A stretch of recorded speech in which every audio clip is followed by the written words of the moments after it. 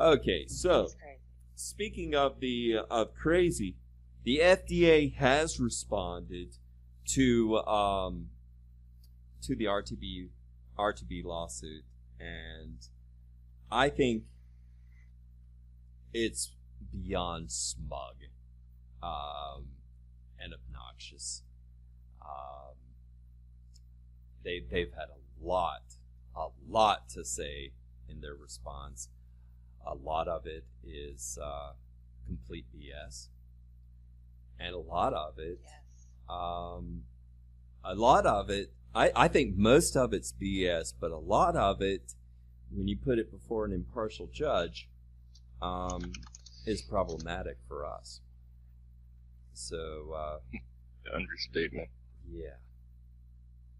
Well, it's only problematic if our lawyers, I mean, when I say our, I mean the R2B Smoke Free Coalition and or Nicotine's lawyers, which, talking to this woman that I talked to yesterday, which says, so we can make sure that we get this on the recording that we're doing right now. I got a wonderful call from Nicotine Labs yesterday because we attended their live webinar last week, and they were just calling to follow up and see what we thought of it, and make sure that that they were doing something right so that they can do more webinars in the future.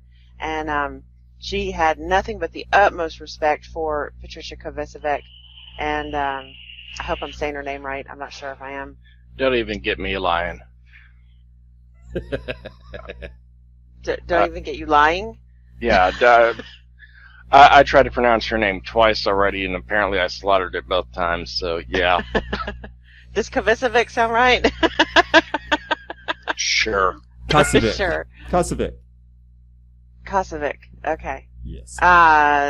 So they said your volume needs to come up again, David. I turned up my volume. Is that better? Okay.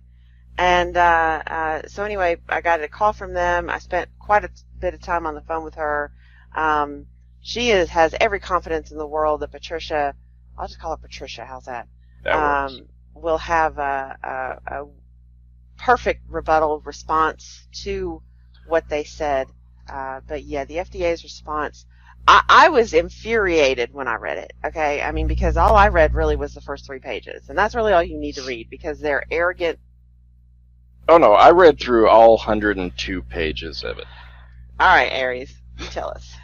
So, arrogant doesn't even begin to cover where they're going. I mean, like I said earlier, I mentioned that I'm known for having gall and a big old set of brass balls. Yeah, well, mine look like BBs compared to what the FDA is pulling off. They are citing cases ranging from 1929 to 2014, most of which are taken completely out of context, but the judge will be the final ruling on that. I don't envy Judge Jackson having to go through and pull up all those citations. And what I found amazing the most on it was the sheer amount of citations that they just straight up didn't include. Which means of course that our lawyers will have to. Yeah, so, anytime that you reference a case, protocol mandates that you cite where in the summary judgment you're pulling your information from. And there was, I lost track about 20 non-cited references. So they're going to have to go through and read the summary judgments on all of those to figure out what was said and in what context. It's just, wow. Oh, well, they brought up the kids, they brought up the mishaps with mods, but this was my favorite line. Okay, I actually put it in a VU Live host chat yesterday. Because Jay and I were kind of talking about it in host chat. It was pretty funny. I said, here was my favorite line. And while the ingredients of these staggering 4,000 to 8,000 e-liquids on the market are largely unknown, yeah, many contain diacetyl acetylpropanol, or various aldehydes. Toxic chemicals that are especially common in candy-flavored varieties that appeal to youth. Largely unknown. Yeah, that's Really? just complete crap. And it goes beyond that, Jen. They have references in there and cited statements where they talk about how secondhand exposure has a multitude of known carcinogenic compounds, and it's like, okay, those studies were debunked so quickly. This thing read like, go make some 12 to 18. No, honey, you don't want me on the floor. Okay, baby. Yeah, nicotine being the most dangerous substance, and all, how addictive it is, how highly addictive it is. But yeah, this whole thing read basically like an amateur blog writer made a search for negative vaping stories. Well, yeah, but didn't bother researching any of those stories. An egotistical blog writer. Yeah. I mean, hardcore ego. The court doesn't even need to bother going through this because, come on, Congress told us that.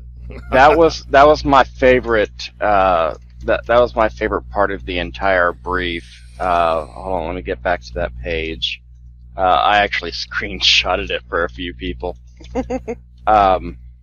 The court need not sift through this evidence, however, because Congress entrusted the decision whether to supervise tobacco products, including e-cigarettes, to the expert judgment of the FDA.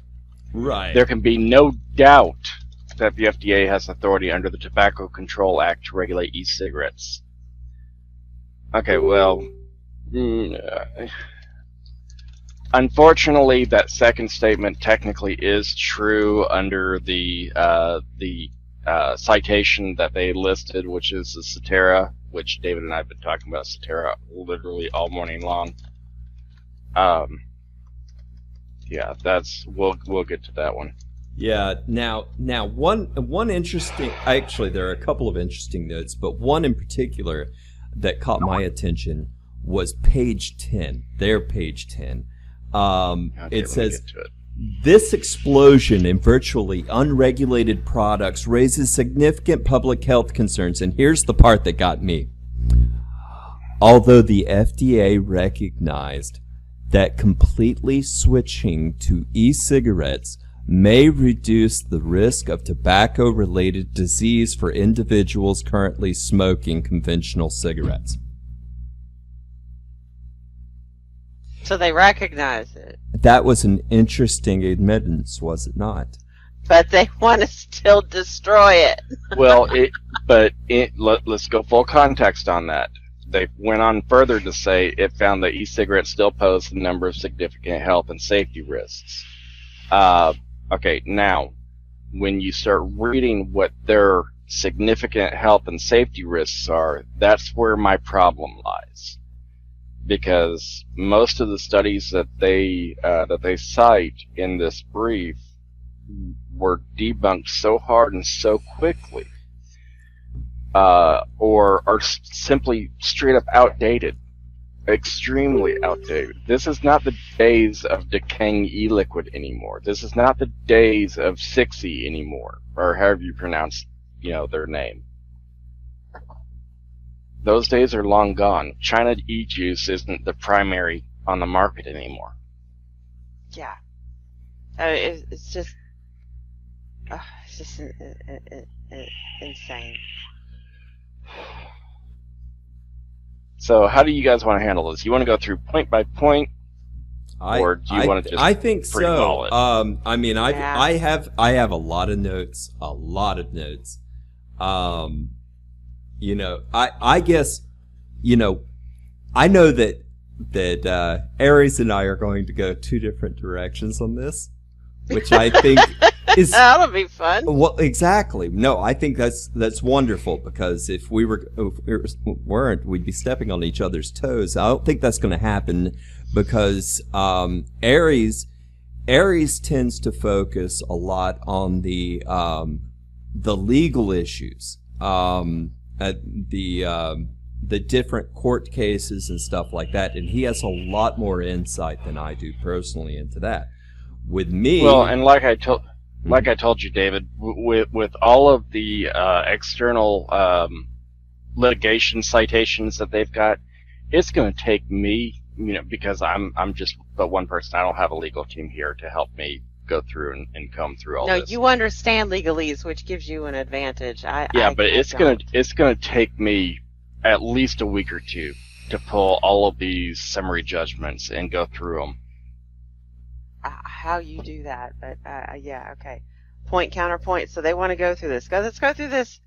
Whose mic has the hum? That would be mine, and it's something that I'm looking at. I will be working on. I'm going to end up having to get a better mic eventually, but in the meantime, we're kind of stuck with that. Usually the music covers it up. I thought about putting on music, but the only problem with that is that we're probably going to pass this recording on to VU Live to put into the archives there. So we're leaving the music off. Of course, I guess I could put on some royalty-free. The royalty-free stuff. Yeah. I may do that. I'm going to go ahead and do that, and you guys let me know if the music is overpowering me. We don't have to hear it. No, I'm not going to put it on where you guys can hear it. I don't think. Just a side note to the viewers, if you notice me suddenly just drop cam and drop mic and just keep rolling, Jen and David will keep going. All right. As long as you're okay. Absolutely. I'll explain later. Face it, Congress is all old white men. Congress isn't the primary issue. It's not. Your volume's gotten low again, baby. Yeah. Okay. Let me. There we go. Music started again. I'm gonna turn it And down. Congress is the only ones who can overturn this. Okay, that's why there's a lawsuit. Yeah. Let's get something very, very crystal clear. Congress, primarily the House of Representatives. The Senate does have a lot of say, but primarily the House of Representatives are the only people who have jurisdiction over the FDA. Right. The President doesn't. The standard courts of appeals don't. Now, these cases primarily are being taken on the federal level, the federal circuits. They have control, which in turn forces Congress to take action. Exactly. And the Supreme Court has jurisdiction in this, which we'll get to that later. And of course, I think it's also well worth pointing out that in this case, there is a mishmash of executive action as well, which has been oh my pointed god, out. yeah, the executive controls. Yep. Yeah. So guess what? We've got a big freaking mess on our hands. So and that's actually called out in the FDA response. They talk about executive orders. Yeah, at last count, I didn't. I obviously didn't count when I was going through reading because I was focused on each individual point as I was reaching it. But I counted no less than 13 references to executive orders that range back all the way to Reagan. That's right. Stash Box, I feel for you guys in Pennsylvania. I really do. I don't even know how to tackle that one. I know that Jay and Wendy are working on it. Jay and Wendy are there in Pennsylvania. I know Hooligans is in Pennsylvania. I feel for you guys, really. I do. Yeah, right. Stash Box, we're fighting the same thing on a whole different level here in Arkansas and have been for over a year now. Unfortunately, we don't have a trade association here or any sort of lobbyist here because they've been disbanded by the state government. Okay, so let's try to creep in order. My first point is on page 12 or page 27 you want of to just 102. start with the introduction for those of you who haven't read it? I suppose we could do that. Okay, That's we not a could bad call. line by line, really. Do you want me to read it? No, not necessarily. I don't think that we need to have a full read through. There's only so we much can just crap hit the that major we're- points. I kind of want to. They're such arrogant assholes. Well, I know that they said that they're now electronic cigarettes are the fastest growing segment of the tobacco market, and their use has spiked dramatically in recent years. They are now used by more than 13% of high school students, eclipsing Break. conventional cigarettes. I know, right? Stop. Now, They fail to mention that high school smoking rates are like bottoming down. out. Exactly. Now they're switching to vaping. This is terrible news, folks. These kids are giving up cigarettes and vaping. Oh no, we have to stop this. They Okay, said, now- it even says eclipsing. That was a wonderful adjective too. Eclipsing, or the adverb, conventional cigarettes as the most popular tobacco product among youth. Okay, one important quantifier that needs to be expressed during that study that was brought up of usage amongst middle school and high school and junior. Why they said middle school and high school is unusual. The fact that they left out junior high, but I digress. Their quantifier on using e-cigarettes is taking one puff, period. Yeah, That's their they're not quantifier. saying that they've Wow. tried. They're just said used. So if you've tried it, just tried it one time. Yeah, their You're part of quantifier that is 13%.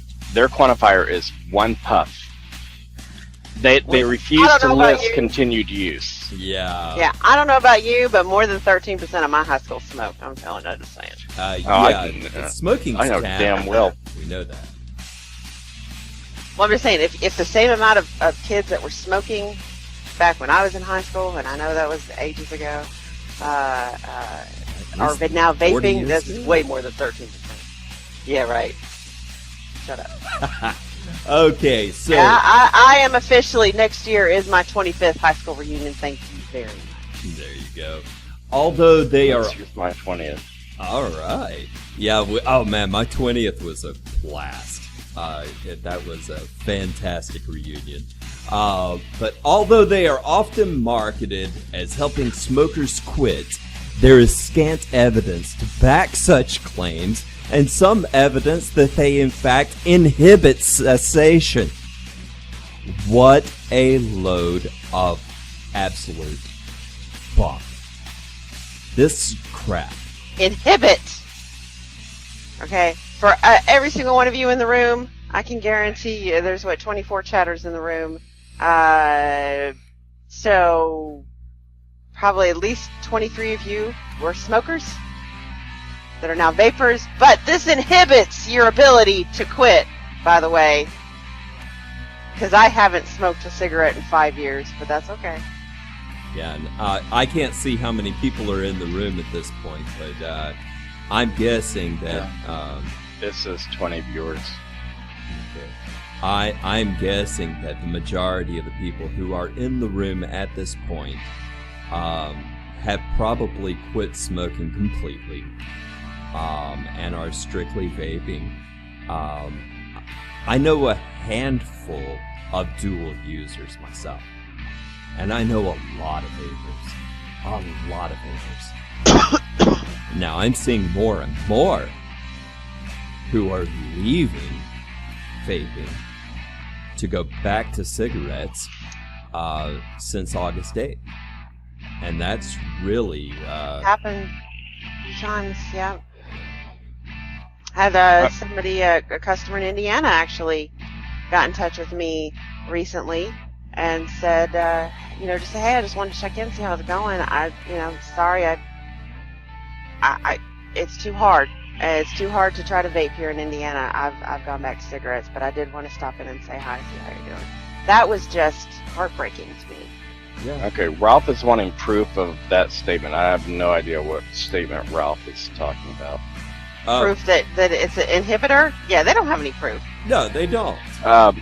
The proof that they're talking about is a study that was completed in 2011 by literally the methodologies that were used in that study were equivalent to a middle school lab experiment. Basically what it boiled down to was they took, it was something like 25, 26 people, and said, have you vaped in the last 2.5 years? And their quantifier, again, was 1 puff. And if the answer was yes, okay, have you returned to cigarettes? If the answer was yes, then boom.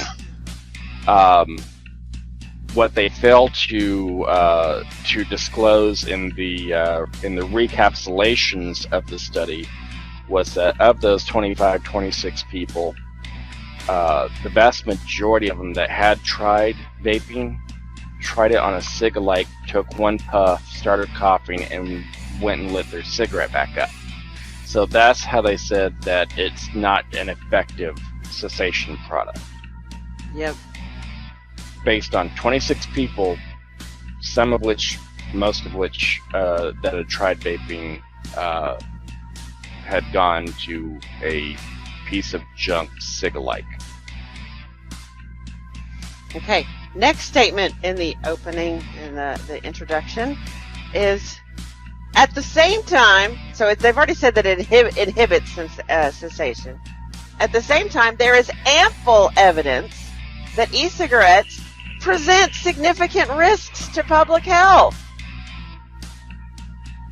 We'll get to that one. We'll touch on that, very in-depth touch on that point later. Okay. To begin, they are principally designed to deliver nicotine. Duh. Alright.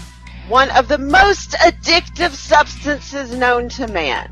Now, I will not deny that. From my medical background, I will not deny that it is, in fact, one of the most addictive substances. It's right up there with caffeine.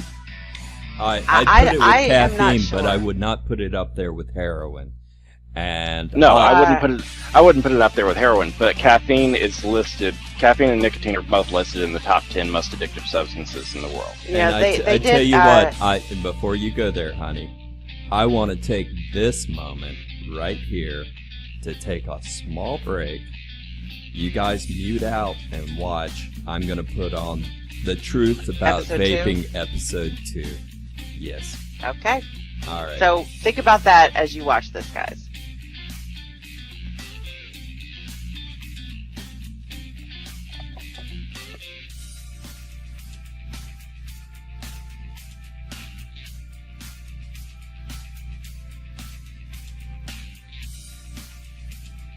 And of course, it's not working.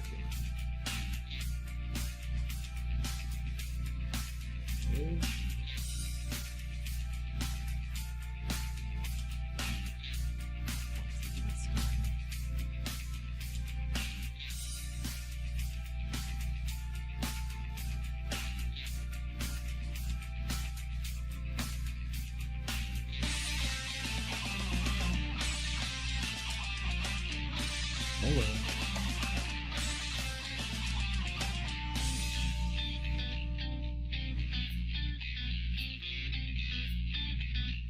So it's starting.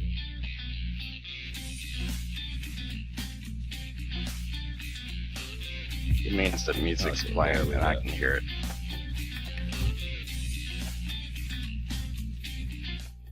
Since the dawn of anti-smoking campaigns, we have been told that nicotine is the ultimate enemy, a chemical as addictive as heroin.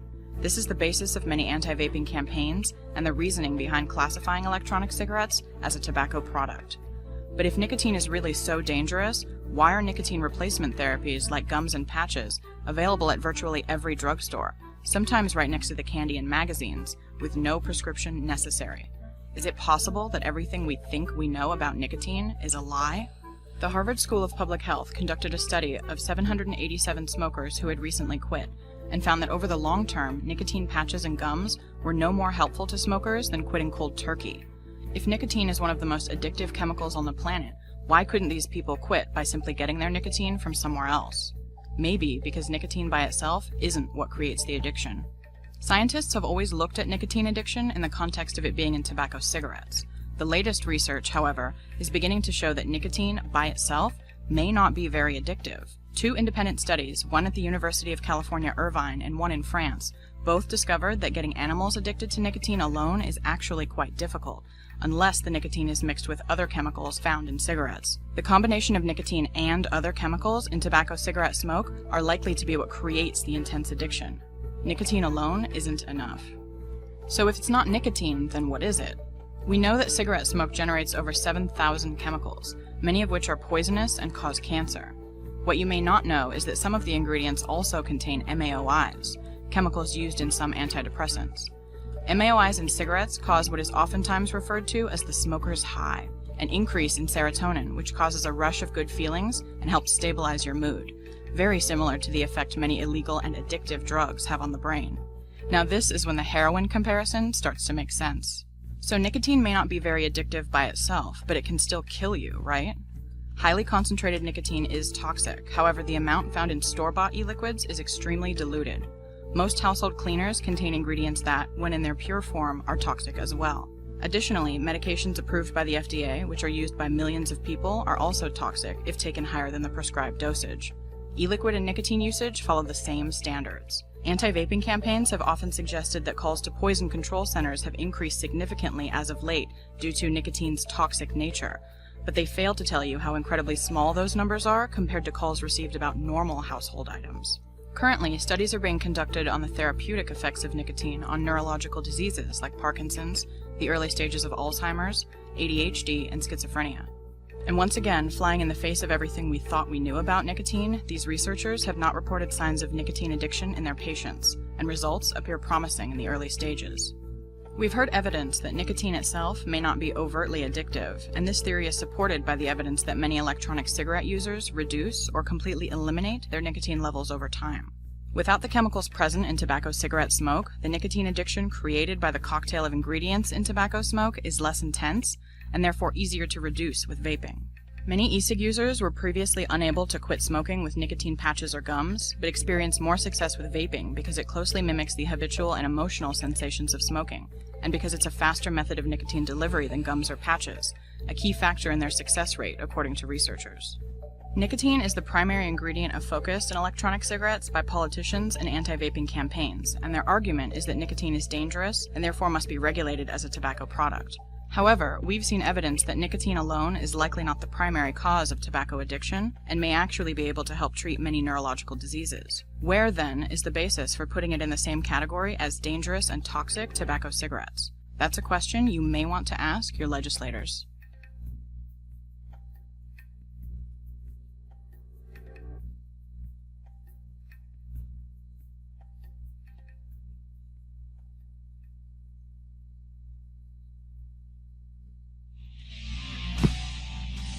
And there we go. So, I like that though. I really like hearing that it was, even with mice, it was very, I believe the study showed that they put the one control group of mice and they gave them chocolate water and cigarette water.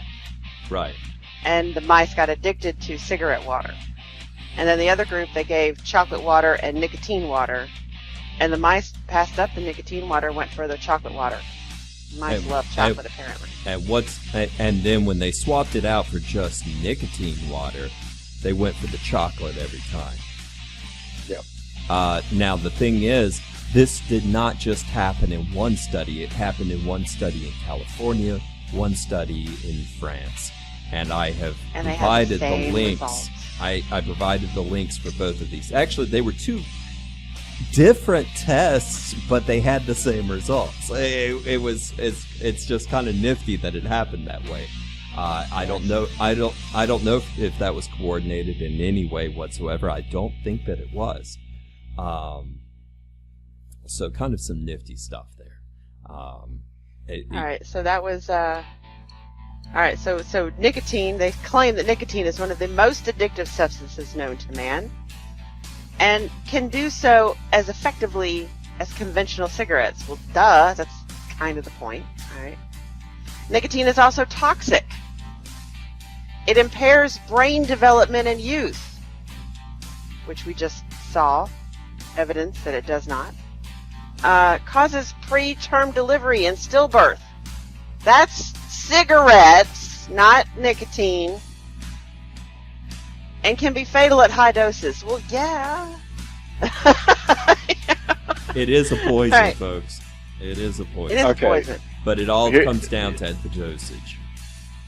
Here's one thing that people, we get lost in the world, and I think Demi brought this up during his video. We get lost in a world where we look at milligram strength, 3 milligrams, 6 milligrams, 12 milligrams, et cetera, et cetera, et cetera. What people fail to realize is, okay, so 3 milligram is 0.3%. Yes. 0.3%. That's correct. Okay, not even 1% of your bottle has nicotine in it. It is less than 1/3 of a percent. There is Now- so little nicotine in your bottle if you have 3 milligrams. Now, I'm not saying go out and drink your e-liquid, but if you were to, as an adult, okay, now we're looking at this from an adult standpoint. As an adult, if, heaven forbid, you decide to drink a 30 ml bottle of 3 milligram e-liquid, yeah, you're probably going to get a little nauseous. You're probably going to get a case of the hiccups. Well, here's the other thing. You may get a case of the runs. But what Yeah. size Well, here's the bottle other are we thing. talking about here, Aries? Yeah. Like I said, a 30 ml bottle. A 30 ml bottle, though, that is 3 milligrams of nicotine per milliliter, which means you have Exactly. now ingested 90 milligrams of nicotine, and yes, that is toxic. Yes, like I said, if you drink it, yes, you're going to get nauseous. You're going to get, and again, this is drinking a full 30 ml bottle, because, adults are apparently stupid. I'm pulling this up to demonstrate something that we've always been real cautious of on our bottles. You'll notice that it shows you how many milligrams per milliliter. It's not Yes, just and simply... see, and I wish more companies would actually do that, but they don't. Okay, so the mention during the video was brought up regarding the calls to poison control. Now, the latest AAPCC data standard was from 2014. The 2015 hasn't been. They're not finished compiling that data yet because there's a shit ton of it. They've got to sort through and sift through and organize and punch up into a nice, pretty little report. But they'll normally release it, mid to late December of the following year. So the latest one that we have available to us is the 2014. Now, from vaping-related incidents, the total calls to poison control for vaping devices was, give or take, just under 4,000 calls.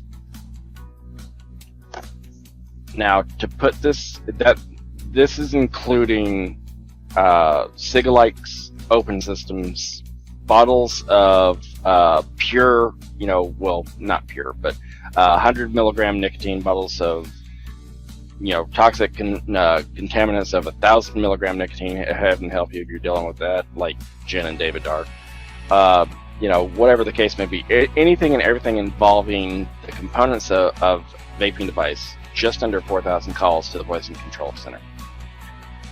calls to the Poison Control Center for cigarettes alone.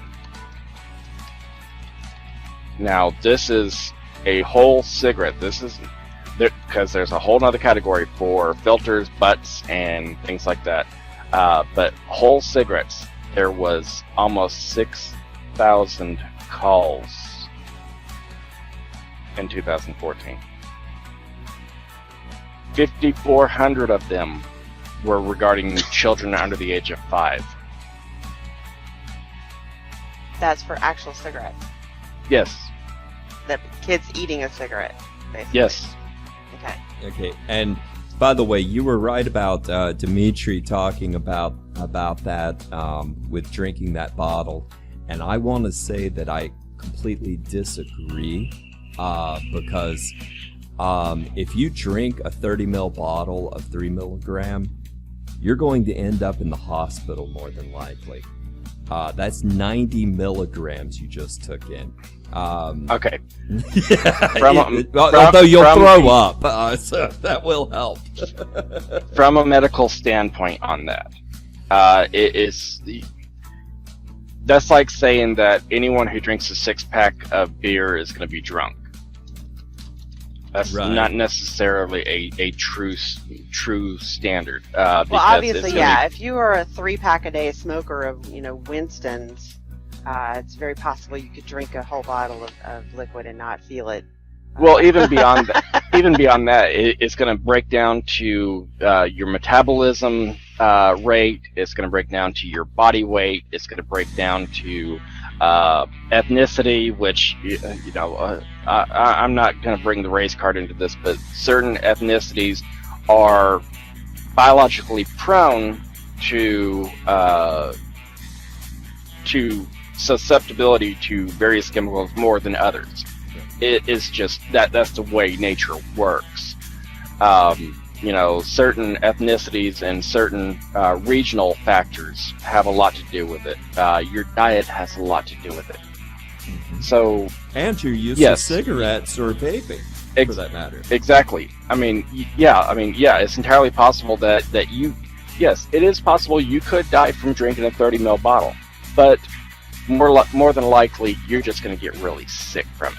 Now, your kid will more than your likely kid, on die. the other hand, will most likely die. Yes. Absolutely. Just the whole body weight ratio thing. Yeah. Well, and that's why I very specifically said. Now I'm talking about adults here. Yeah. And yes, adult kids are a whole. Kids are a whole different ballgame. They, their bodies are developing. Their kidney functions and liver function don't perform the same way as an adult because they are still developing. Therefore, they can't filter out the nicotine like the adult body can. And Wolf Shadow, I tend to agree with you as well. You drink a little bit of it, but of course, now that kid that drank the supposed juice, he was actually drinking 100 milligram nicotine. That was not easy. Okay, Yeah. So you're talking about the kid from New York in 2014. Right. Yes. Okay, so the backstory on that was it was 100 milligram nicotine that was purchased from Heartland Vapes.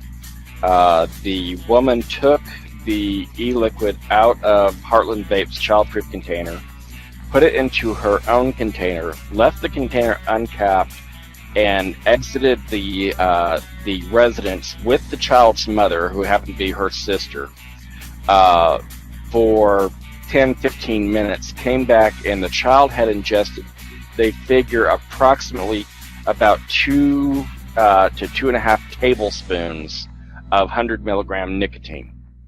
And that's 100 milligrams per milliliter, which means that, there wasn't a chance for that kid. No, I mean, even had they... Oh, wow. Oh, wow. Add that up. That's you said 2 crazy. Tablespoons? 2 to 2.5 tablespoons is what's... First of all, I can't imagine why the kid kept drinking it. How many milliliters are in a tablespoon, honey? Is that?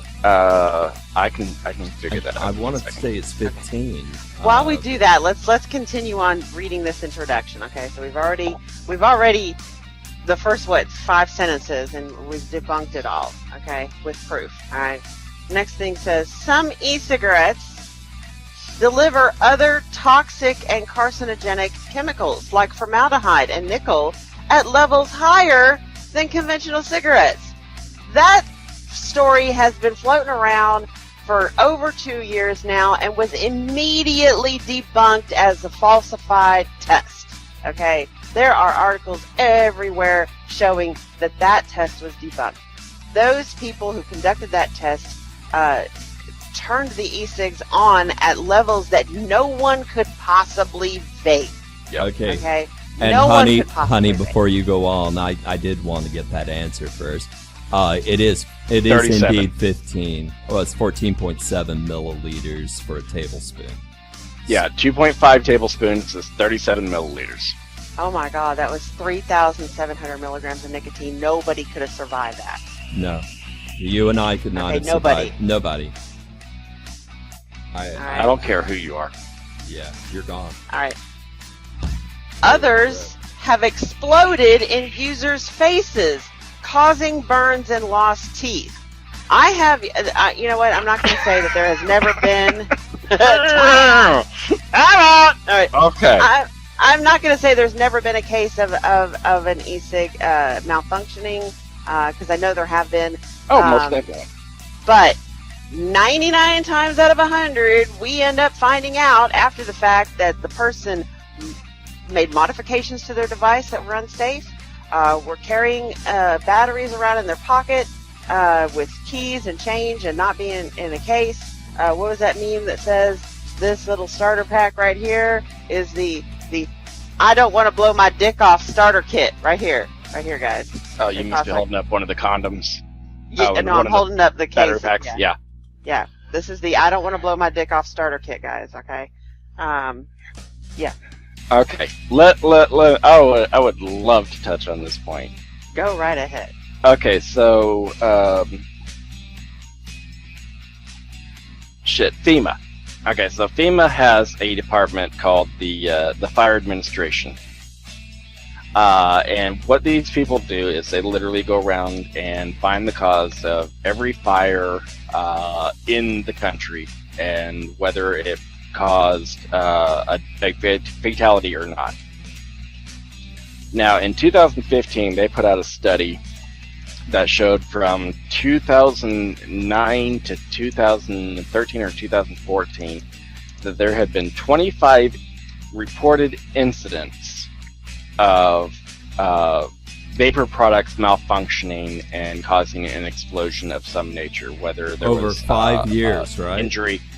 Yeah, exactly. Whether there was injury or not. That's cited in this response. Over 5 years. Now, what people need to realize. Okay, so in this, now these are rewrapped because the wraps were torn. So following battery safety protocols, I rewrapped them with a aftermarket factory approved battery wrap. These are lithium-ion batteries. They're little pipe bombs. Yes. Okay. These are the same batteries that are in this. These are the same batteries that are in your laptop battery pack. These are the same batteries that are in your cell phone. These are, well, technically the same. They're still lithium-ion. They're just a different format. But these are all the same batteries. These are, I can go on YouTube right now, do a search for laptop fire, and the video count alone will blow up my internet connection. But what I find amusing is the fact that FEMA, specifically the Fire Administration, yeah, exactly, well, flashlights as well. What I find amusing is that the Fire Administration did a study solely on e-cigarette explosions, but has not done a study on the sheer number of cell phone explosions and injuries, and the sheer number of laptop explosions and injuries, how many times laptops have caught beds on fire, how many times cell phones have caught pillows on fire. Let's not even talk about how many Teslas have caught fire. And hoverboards. Yeah, and hoverboards, which those are lipo packs too. Yep. So battery safety, and I know that you guys have probably heard this 100 million times from us. Battery safety is extremely important. If you don't know what you're doing, don't try. Okay. But see, at the end of the day, it's not. Yes, battery safety plays a huge role in this. But inherently, batteries, by their very nature, are dangerous. They've been dangerous for thousands of years. Going back batteries, to thousands of years. Yes, you look back at they found batteries back in ancient Egypt and the Persian Empire in Iraq. They found, they're giant canisters filled with copper rods and acids, and yeah, they're batteries. That's impressive. So yeah, but of course they're not going to point that part out. They're only going to point out the fact that these explosions happen. They're not going to point out user error. They're not going to point out the fact that these batteries explode in many other devices as well, especially with user error. Okay, now you breezed right past the whole bit with the fact that they were saying that these they produce these formaldehyde and all of that. No, I didn't. Well, you just touched on it, and then you went straight into the battery. So anyway, I've got it. I didn't, because I said that's been debunked. Well, let's talk about that. It's one thing to say that it's debunked. It's another thing to debunk it. Okay. Now, the problem with Chang's 2014 study is that the atomizer used had a resistance of 2.1 ohms. Okay, so at 3.3 volts, the energy delivery was about 5.5 watts, and at 5 volts, it was 12 watts. Okay, this thing, yes, it was dry hits. Okay, was what we're talking about here. And this is not, and this is not the kind of stuff that most people are going to be using today either. So you're not doing apples to apples here by any stretch. We had a show that I was a call-in member on here a couple days ago, where we were actually talking about the Chang study, and we referenced the whole voltage versus wattage versus how. First of all, okay, your average vapor is going to take, generally speaking, 3 to 6 seconds worth of inhale. And they're going to put it down, and it's going to sit there for several minutes, and then they're going to pick it up. Yeah, well, even me. I'm taking... No, David likes to take those big, long... But their study, they were taking 10-second inhales, which your lungs physically aren't capable of doing.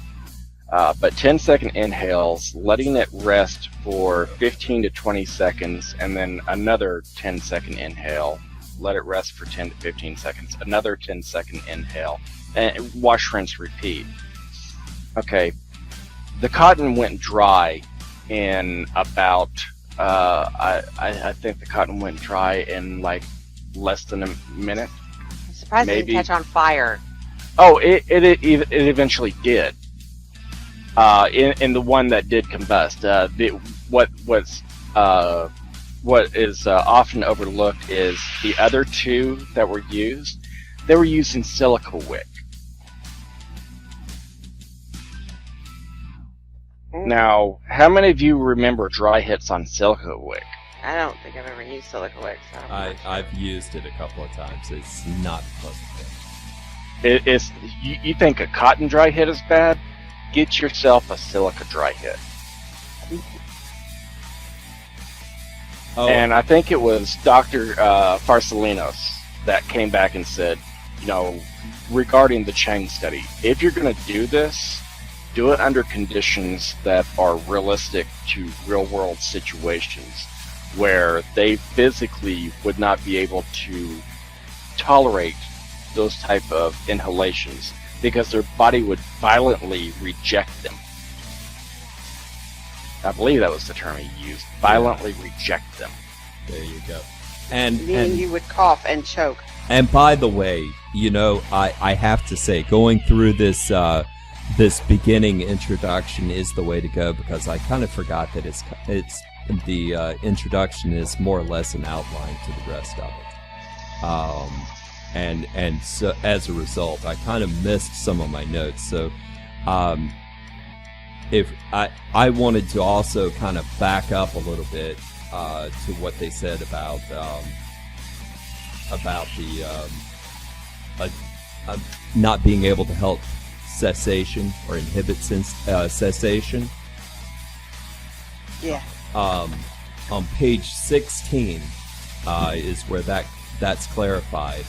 And it says, first, it's unclear whether e-cigarettes might help some smokers quit, as plaintiffs postulate, though there is some indication that such products may have the potential to help some individual users quit using combusted tobacco products or reduce their use of such products, which is another interesting admittance. Other evidence is to the contrary. Some systematic reviews available evidence indicate that there is currently insufficient data to draw a conclusion about the efficacy of e-cigarettes as a cessation device. Now, that indeed e-cigarettes may actually inhibit quitting conventional cigarettes, as adult smokers who begin to use e-cigarettes seldom completely quit combustible products. Now, I believe that's completely yes, but this report comes from the USPSTF in September of 2015. This is a very respected group. And that's very disturbing because their data is obviously incomplete. And I think that we need some representation with these folks, honestly. We need to, they need to get solid data, because, and this makes me wonder, well, this study, who contributed to it, which big pharma group, etc. And that's the obvious thought, I think. But yeah, this group, though, is a highly respected group and not known for just flinging BS. And so that's very disturbing. Well, they were paid to, I'm sure. Yeah, I'm sure if we followed the funding of the studies, that's what I'm saying. We need to follow the funding of the studies. That was not readily available to me when I was doing my research on this. I did find the information. I was going to put that link up into the room as well. By the way, guys, in case you haven't noticed, I'm trying to keep you guys posted with actual links as we go along to all this stuff, so that you have all the data at your fingertips, okay? This is not just about us telling you our thoughts, but actually bringing you evidence, okay? I think that's an important part of this. Otherwise, why do this program? Okay, so the next sentence in this is my favorite one. And while the ingredients of the staggering 4,000 to 8,000 e-liquids on the market are largely unknown, many contain diacetyl, acetylpropanol, or other various aldehydes, toxic chemicals that are especially common in candy-flavored varieties that appeal to youth. Think of the kids! There's the kids. They had to bring the kids in. All right, first paragraph. Had to bring the kids in. All right. Largely unknown. Let's let that sink in for a second. How many of you watch my DIY show on on Saturdays? From a legal standpoint, because that's what you guys brought me in here for, is for the legal standpoint. From a legal standpoint, where they are getting their technicality on this is that the flavors are not being listed. What the flavors and what the chemicals are within the flavors. That's where they're they're fine-tuning their wording on that.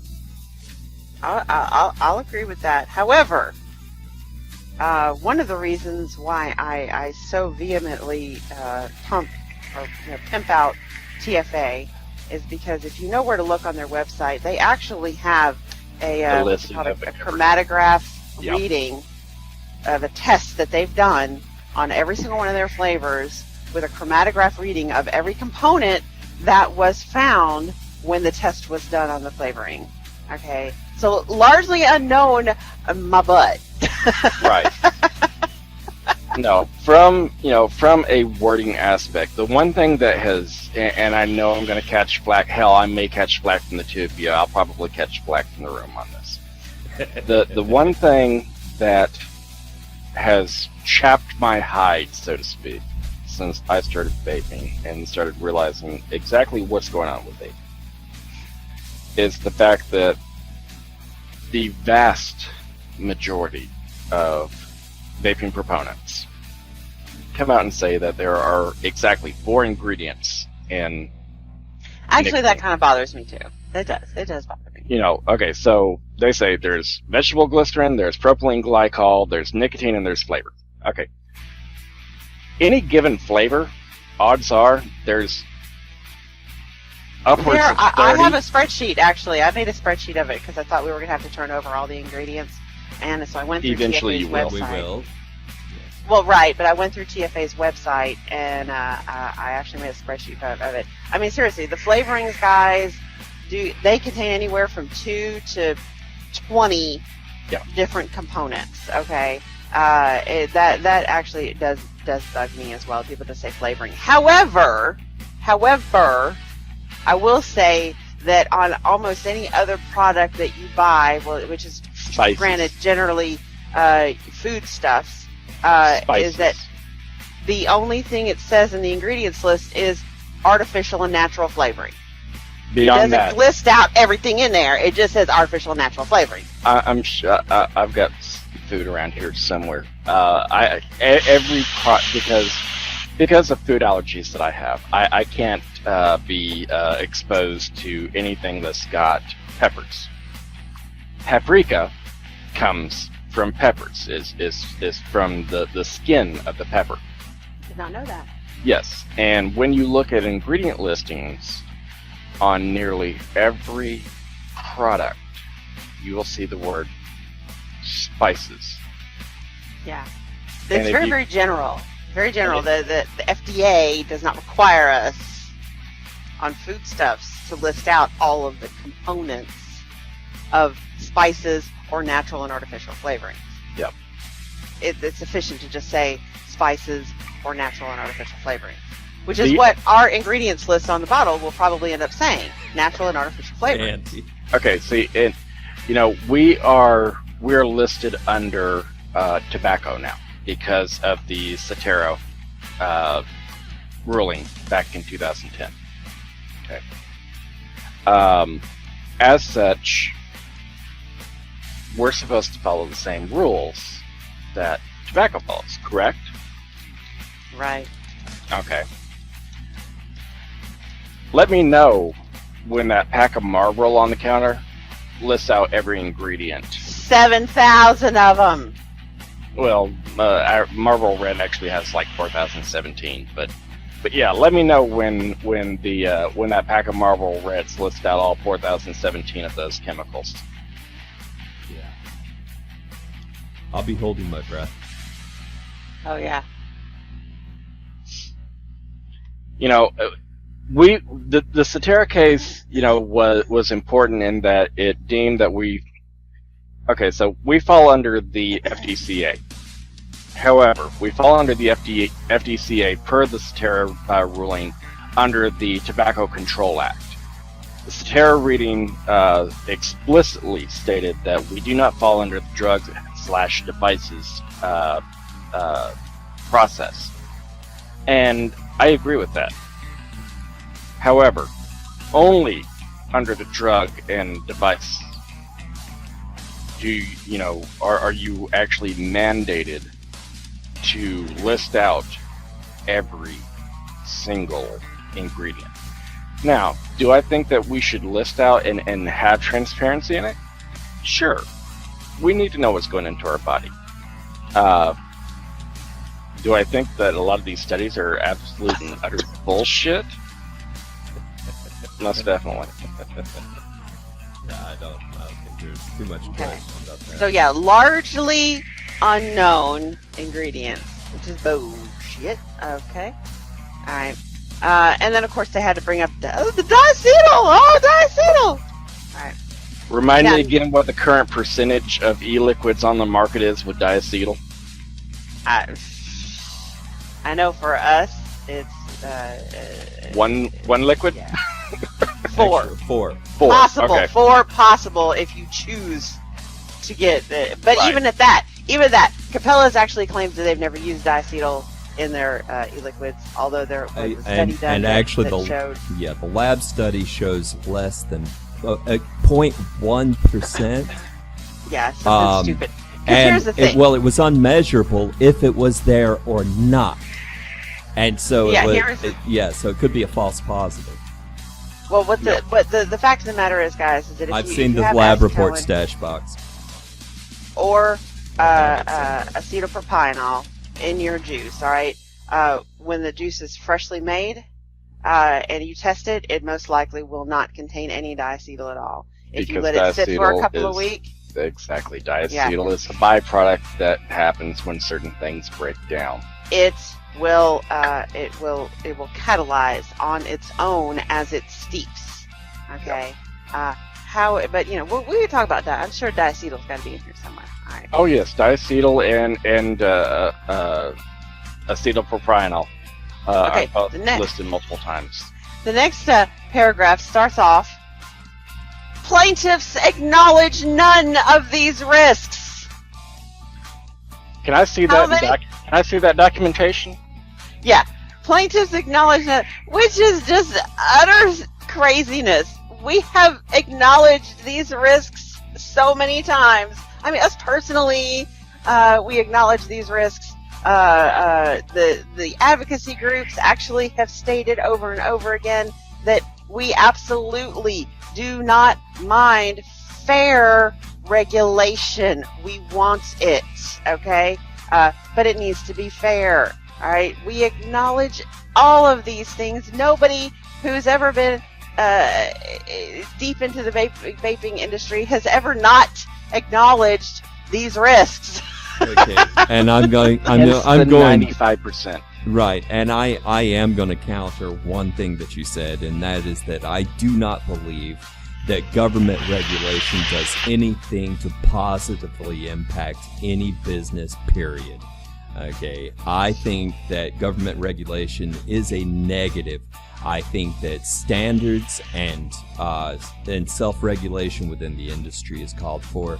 I do not believe that government regulation is ever a boon to anybody. Okay. I know people. I'm gonna go. That. Okay. I'm gonna go on record and say reasonable. I have no problem with reasonable. Reasonable. I'm there with you. But see, reasonable and government do not go typically together. I know they go together about as well as oil and water. Yeah. All right. Next sentence. I'm waiting for the next sentence. Their briefs give no inkling that nicotine is highly addictive, that e-liquids often contain toxic chemicals, or that e-cigarettes can explode. Okay. One. Okay, so I have an e-cigarette right here. As you can see, I don't have any 18650s in here. Make this explode. By natural means, not by using external explosives. Make this explode. Figure out some way to do it. E-cigarettes don't explode. These explode. Okay. Instead, plaintiffs contend that e-cigarettes should not be regulated at all. They actually italicized at all. Okay. Which again is not true. All right. Some people say that yes, but there are quite a few And even my statement is not that we don't need to be regulated, it's that we don't need to be regulated by government. Let's see. Go ahead. Now, I haven't gone through all of Nicopur's and R2B SF's briefs that they've submitted for the suit, because I mean, literally, the stack is about 18 inches tall of legal briefs that have been submitted. But I have read in there, through what I've read, at least 6 references that nicotine is an addictive substance. They recognize that. I have read that, that there is issue of battery safety, but they do not draw that upon the device itself, but rather the battery. So the fact that they're saying, and numerous counts that fair and reasonable regulation, they have no issue with. I lost track of how many times I read that. So no, I want to meet the paralegal that wrote this. Oh yeah, okay. Because to go on, it says because they are generally safer than conventional cigarettes, one of the deadliest products ever brought to market. I'll give you that. I will give them that last point, because cigarettes are the only product, when used as intended, will kill you. Okay. Yeah. But this is the best. This is the next sentence is great. But that is rather like saying that cars should not be regulated because they are safer than motorcycles. Where the fuck do they come up with this stuff? I mean, really, you can't make this stuff up. Oh no! Some of the analogies. The first time that I read that one, I was like, "Wow." and then reading through the rest of the brief, some of the statements that they make throughout the rest of the brief make this one actually look sane. But I mean, that was the thing, is like I can only hope that the judge, that we do our part. I know that we will do our part to educate the judge on vaping, and then to read this is it's just so childish, Okay. So the last sentence of this paragraph says, and it is no answer to the many risks of e-cigarettes that are known now and that could be mitigated through FDA oversight. Okay, whatever. All right. So, but it's the next paragraph that really shows how absolutely unbridled arrogance. It's not the next paragraph. It's the next 8 words. This is true. Okay. All right. So here. The court need not sift through this evidence. Like, we're going to pile a bunch of evidence on you, but you really don't need to bother to look at it. However, because Congress entrusted the decision whether to supervise tobacco products, including e-cigarettes, to the expert judgment of the FDA. Actually, Congress didn't give them that authority. They gave them the authority to supervise tobacco products. The FDA chose to make e-cigarettes a tobacco product. Okay, so here it did not give them the decision. Legal interruption. Okay, so further down in the briefing, they bring up the definition of the word deeming, and they cite about 10 or 12 different court cases regarding this, which basically spelled out that their interpretation of these court cases means that the word deeming by the chairman of the FDA and the secretary means that if they wanted to, they have the authority to deem this a tobacco product. They have the authority to deem this a tobacco product. They have the authority to deem this a tobacco product. But because they're nice guys and they're noble, they're not going to do that. Exactly. According to the court cases that they cited and their interpretation of those summary judgments, the word deeming, they have basically, if we feel that it's a tobacco product, we can call it a tobacco product and we can therefore regulate it as a tobacco product. And that was their explanation when they start talking about their regulation of software and batteries. Okay. So yeah, all right. There can be no doubt that the FDA has authority under the Tobacco Control Act to regulate e-cigarettes, as the D.C. Circuit held in Cetera Inc. versus FDA. Blah blah blah. And plaintiffs cannot escape that conclusion simply because their open system e-cigarettes are refillable. It is equally clear that the FDA's exercise of the deeming authority is committed to agency discretion, given that Congress authorized it to subject any tobacco product, except certain raw tobacco leaf, to the Tobacco Control Act as it deems fit. There's that word deemed. That's what he just said. That's what Ariesjj is just saying. So basically, they have the authority to do this. All right. So you don't even need. So Judge, what's her name? Judge Jackson. Judge Jackson, you don't even bother looking at this stuff because we've already been given the control. They're right? wasting the court's That's kind of what time. this lawsuit is about. Not giving you that control. So just tell these guys to come kiss my ring and be on their way. Right. Okay. Now, I'm glad that it brought up the whole certain raw tobacco leaf right there. Okay, so because the FDA doesn't have control over raw tobacco leaf. That's correct. And per the DOJ and Congress, they are not allowed by law to ban cigarettes, cigars, mini cigars, and smokeless tobacco. They, by law, are not allowed to ban those products. And they spell out that because only those items are explicitly stated, if they want to, they can ban vaping because it falls under the TCA. How many times in the past 2 months have we heard the FDA say, "Oh, we have zero intention of banning vaping"?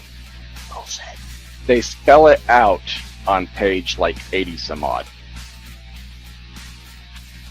All right. Next sentence. In any event, the FDA rationally explained why it deemed e-cigarettes subject to the Tobacco Control Act, given their many known risks, as well as why it rejected the regulatory alternatives that plaintiffs prefer. While plaintiffs fault the FDA for adopting a one-size-fits-all approach, the Tobacco Control Act makes deeming a necessary precondition to any regulation of e-cigarettes, including the age restrictions, look at the children, that plaintiffs profess to support. Yeah, Plaintiffs friggin' offer Stanley no Declaration. statutory support for their alternative a la carte approach. Okay, think of the children. Okay, we have offered numerous counter regulations. That's what all those visits to the OMB were about. Do they have a problem with? Am I being too loud? Am I being too passionate? Is that a problem? I don't think so. I think you do it fine, baby. Okay. There is likewise no basis to review the FDA's cost-benefit analysis. No basis. You don't need to review it. Don't worry about it. More smugness. Further on that, later on in the breakdown, they said, by law, we don't even have to do a cost-benefit analysis. Yeah, there's no need. No basis. We As only the have to do that for cigarettes. As the Tobacco Control Act requires no such analysis, and the executive orders under which the agency acted expressly preclude judicial review of its conclusions. So basically, they're saying, we're fucking untouchable, people. Yeah, Yeah, basically they this spell out. Yeah. Go ahead. I was just going to say this is where they say the court has no authority to screw with them. And Yeah, I so hope that Judge Jackson takes offense to that shit. I really do. Judge Jackson has taken offense to that shit about 17 times already. Why they chose to use that exact phrase again is, quite frankly, ballsy it is even going lightly on that. I was about to say that's an understatement. Yeah, they have spelled out in no fewer than 30 locations throughout this brief where the court does not have jurisdiction over them. Newsflash, they do because of constitutional implications.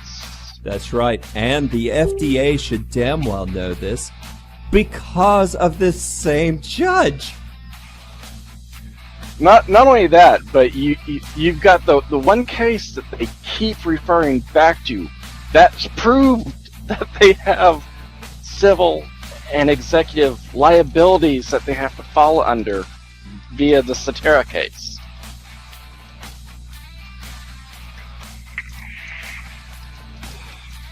All right. So, regardless, the FDA reasonably. This one sentence I really like to know where it came from. All right, because I'm not exactly sure what they mean. Maybe Aries can explain it to me. Regardless, the FDA reasonably found that the costs of the deeming rule, an estimated $2 per beneficiary per year, were justified by its benefits, including more accurate labels, effective health warnings, and improved product consistency. First of all, they say shit about improved product consistency in the deeming regs. Just FYI. Yeah. There's no GMP mentioned in the regulations. Not a single word. Not even in the external reference rules. There's not a single GMP mention. Okay, so the $2 cost benefit analysis. Basically, what they did was they took their approximation of a PMTA and a rebranding label for a product, and deemed that when that cost is spread out over their guesstimated benefit use from end retailers, that each consumer of that product, $2 from each consumer of that product, will cover the cost of that process. $2 per year. Per year. $2 per year. Bullshit.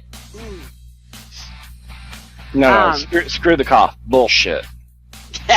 They pulled this out of their anuses, and even if we were to just raise our prices $2 per bottle, it would come nowhere near close to covering the cost of this. Seriously, okay, we need to take for a second to spell out currently what the expressed understanding is of the process of a PMTA. Okay, so a PMTA requires that for every SKU that you have, now a SKU being a very defined product, VG-PG ratio, flavor, nicotine quantity, each variation of that is a SKU. Each SKU has a PMTA application fee of $300,000. What? Do what? I was just telling Jen, grab the books. One? Okay. All four. Okay, so yeah, the PMTA application is $300,000. Doesn't sound like much. You're absolutely correct. $300,000. It sounds like a shit ton, but whatever. Well, depending on the number of products you have, $300,000. $300,000 lying around for one product. Well, and I understand that, but that's not where they get you. Where they get you is all of the accredited third-party testing that you have to have done prior to submission of the PMTA to the FDA. That testing, real-world numbers are approximately $3 to $5 million per SKU. The FDA has turned around and said that, well, companies can team up and have all their products because all these companies apparently have identical recipes and VG-PG ratios. So, they can team up to offset the cost, and that's how they came up with this $2 per SKU per customer. Yeah, and just to give you an idea, Jen is holding here the books, the volumes of our SKUs from HiggyCigs. And what you see that's volume 1. Now, give them a peek inside. There's what it looks like. 978,126. Is that right? Mainly because of the fact, yes, he knows the number very well. Mainly because of the fact that we offer so many options. Okay? We don't want to stop offering you guys options. We kind of think that you like the fact that you can design your own juice with us. That was why we got into this business. That's what makes us special. All right? So, yeah, we have nearly 1 million SKUs if you were to actually assign a SKU to every single option that we carry. And Ralph, Listed in 4 volumes. Ralph is absolutely correct. If you file a PMTA, you are acknowledging and accepting the fact that these laws or this ruling is legal and acceptable. All the more reason not to jump the gun. Now, if you want to register as a manufacturer, go for it. You know, you have to register as a manufacturer by December 31st. Go for it. I will tell you straight up. Go ahead and get that done. That'll keep you in business at least until all this can get straightened out. However, if I was in a situation where I had to file a PMTA, I would not file my PMTA, actually submit it to the FDA. I would not submit it until August 17th, 2018. 7th. Oh, that's right. Yeah, August 7th. I'm sorry. Yeah, because August 8th is the cutoff. Don't you have to submit it along with all the testing results? Yes, it has to be submitted with the testing results, Dimitri, which will take more than 2 years. Yeah, Dimitri already pointed out this, okay? The fact is the testing results that have to be submitted with the PMTA, okay? There isn't enough time to get those trials done, okay? The system is designed to fail, okay? Even if we started on August 8th with the testing, it wouldn't be done in 2 years. See, and this is where the FDA is trying to snowball the judge, because further down in the briefing, they talk about the PMTA process and what they are expecting. They said, look, they only have to submit this. These are what we laid out in the guidelines. They said, no, we might go back and ask for more, but this is what they have to submit up front. Okay. So what you're asked to submit up front takes approximately 4 years to accomplish. Now that'll become more streamlined as time progresses, but as a current technology and current time constraints, it'll take about 4 years to conclude the data that they need for a PMTA application. However, what they are not spelling out for the judge is that yes, they can come back and will come back for more information. That does not extend your 12-month application processing time frame. And you could break yourself submitting one of these things, and there's no guarantee that they'll even accept it. So you go bankrupt trying to get approved, and then you don't get approved, and it's well, sorry, my bad. Well, and here's what gets me. Okay, so if you submit your PMTA, let's say January 1st of 2018, just for number's sake, you have until December 31st at 11:59 p.m. for that submission to be either approved or denied. If come 12:02 a.m. on January 1st, 2019, they haven't got around to examining your application, your item is banned. Yeah. I thought it was 12 months. Well, if you're small business, it's 12 months. So like I they said, would have from until January 1st until January 1st. That's right. And then 12 at months. that point, they can no longer. They at that point have actually said that if they take a year and don't get around to it, you're just screwed. You have to resubmit. they've admitted. That's what I was just talking about. Literally, just talking about. Exactly. That's what I'm saying. I'm trying to make sure that you don't get a refund on that, people. You don't get a refund on your application fee. There's your nothing application fee. maybe the application fee, but there's nothing really to refund because you've sunk all this money into third-party testing. Okay. Yeah, but in addition to that third-party testing, you also have to submit that $300,000 application fee to the FDA, which they're not going to give you that money back, people. No. That's going into their coffers.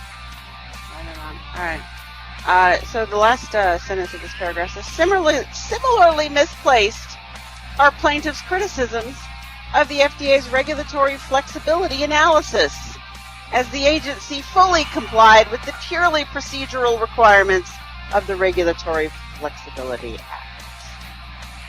Okay. The RFA needs to show all its own. I'll just go there. The RFA, the Regulatory Flexibility Act, needs a 4-hour show all its own. Yeah. Okay. All right, next paragraph. Plaintiffs' 2 First Amendment challenges, because the plaintiffs are actually challenging that they are inhibiting our free speech. Okay, they're inhibiting us, which they are. Okay, I'm not allowed to tell you that vaping is a cessation. I can. He can, but I'm not allowed to tell you. Because Coil Flash is closed, so I can. I'm not allowed to tell you that your health will improve. I'm not allowed to tell you. No, but according to according to that Nicopure webinar, we can, however, cite studies. We can cite studies and say, hey, these people's opinion over here say this, which is all the more reason why the average Joe vapor out there needs to be studying and getting up on all of this stuff, and the people who are running shops need to understand what's going on and have a better idea of where to get that information, which is what I really want to provide here more than anything is get people an idea of where to go to get more information. TH, we'll get to the UK and the EU in just a moment. Trust me, I'm waiting on that part. So, okay. The plaintiffs' 2 First Amendment challenges to the ban on the distribution of free samples and to the pre-market review of modified risk products also lack merit. They didn't really touch on what the free speech they're actually banning us from. Okay. They say the free samples ban regulates conduct, not speech, and thus does not even implicate free speech concerns. Well, that's actually true. That's not exactly what I don't know exactly how the R2B and or Nicopure lawsuits are worded, but I'm pretty sure that's not where they were going with it. Okay. And the pre-market review of modified risk tobacco products is modeled after the pre-market review of therapeutic drugs under the Federal Food, Drug, and Cosmetic Act, which the D.C. Circuit has already upheld against First Amendment challenge. Aries? Okay. This goes back to what I was saying about how it has like 35 plus implications. R2B Smoke-Free and Nicopure have hit the First Amendment on actually closer to 8 different points, not just 2. The primary point that the FDA is ignoring the whole, in this paragraph, they're ignoring the whole implication of risk modifiers, which they actually address later on in the document. But that's primarily what R2B Smoke-Free and Nicopure's First Amendment challenge is based on, is the risk modifier, based on numerous studies, including Total Hatred, including the the Royal College of Physicians study that indicates that vaping is 95% safer than smoking. However, further on in the document, I believe it's like page 40, page 46. They actually discuss the EU and UK's approach, and they completely disregard the study that was conducted by the Royal College of Physicians and Health UK and the likes, where they have proven, and not only proven that they are safer, have actually added emphasis to doctors to promote the use of vaping over smoking. Not only one as a cessation device, two as a healthier alternative for those who wish to continue nicotine use. We are being held to a First Amendment violation because they are claiming Chapter 9 of the FDCA, which indicates that these risk modifier terms shall apply to all tobacco products.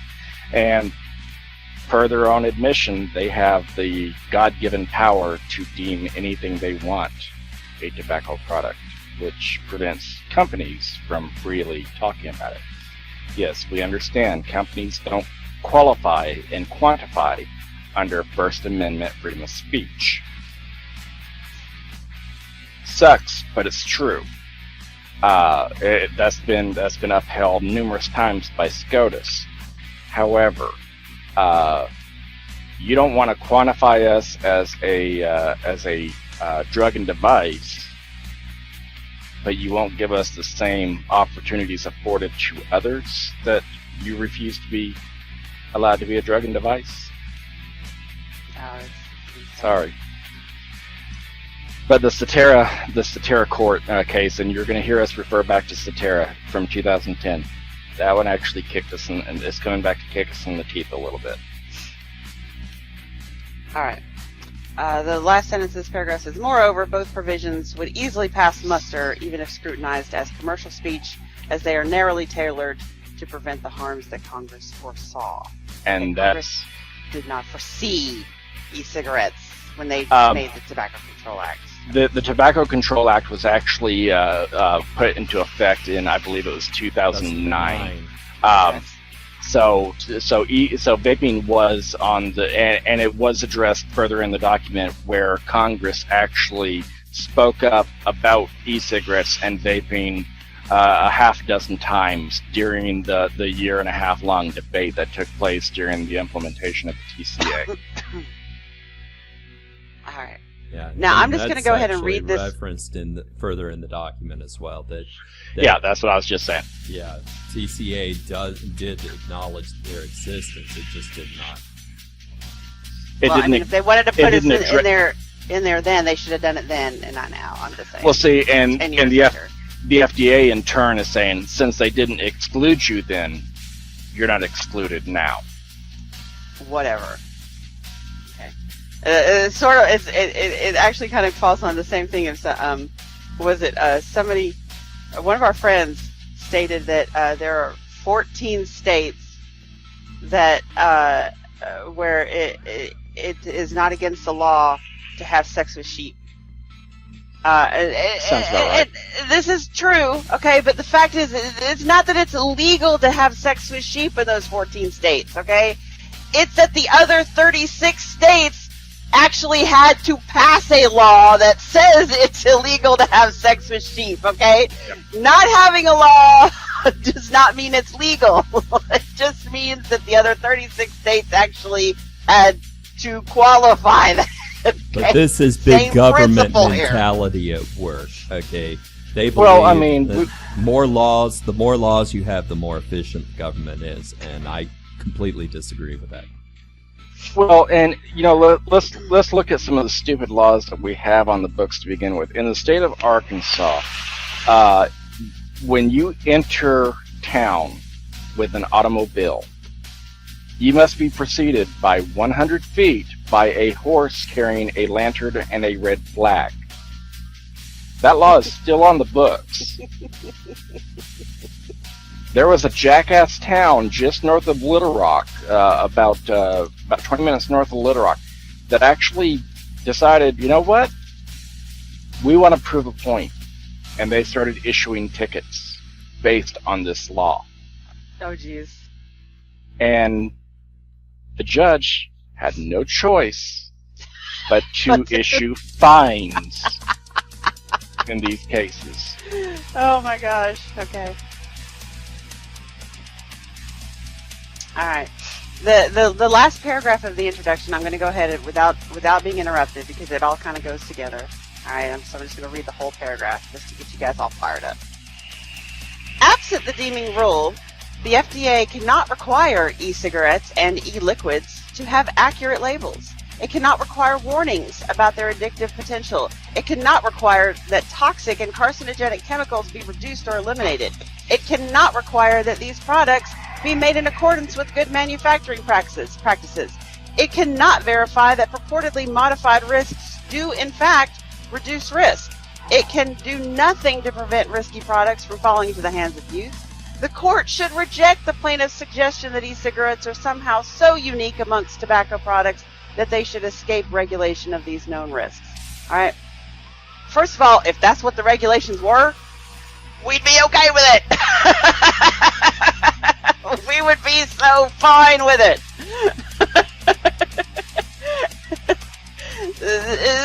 Second of it. Oh my gosh, okay.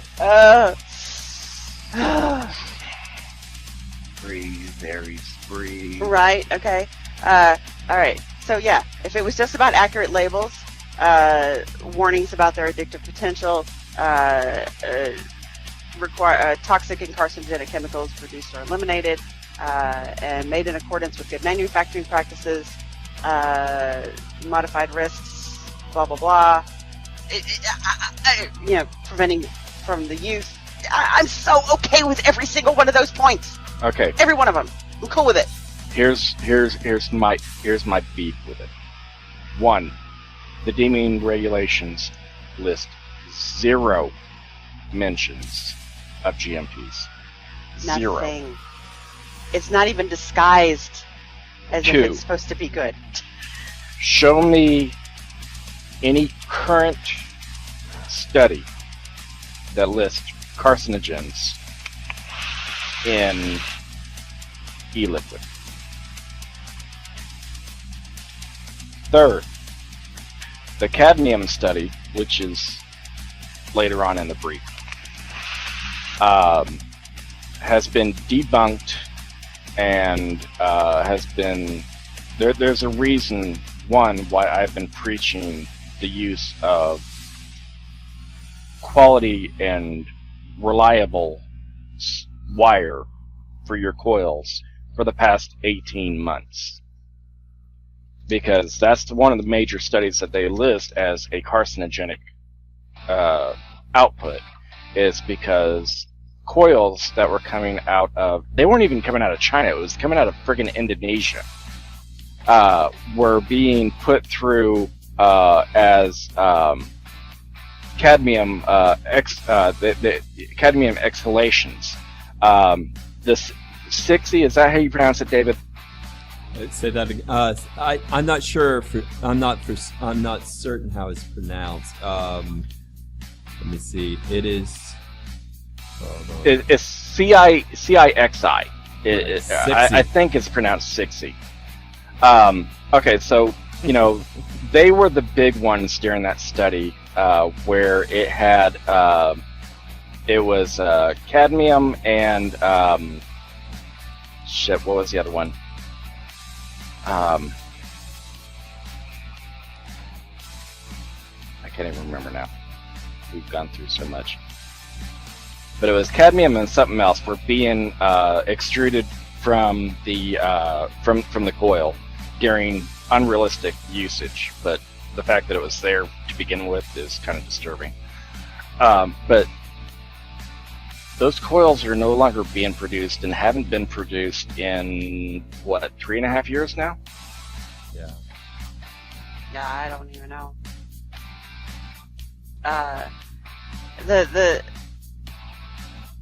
Basically that was the the thing is that was the entire intro. Okay, we dissected the shit out of it. Okay, the rest of the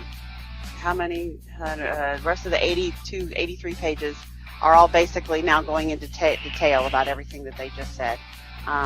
But the way that I'm reading this here, at least the first couple of pages. That was the other one. Cadmium and arsenic. Yeah. The way that I'm reading the first few pages is that now they have basically now lumped e-cigarettes in with tobacco products. And so all of their claims and support is based on tobacco products. Meaning now that they've lumped us in with tobacco products, all of the shit that cigarettes do now falls on us as well. All right. All right, so And, the whole thing is just...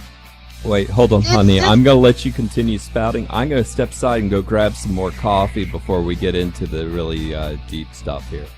I'll be right back. Yeah, because we haven't even touched the surface yet. Yeah, we haven't.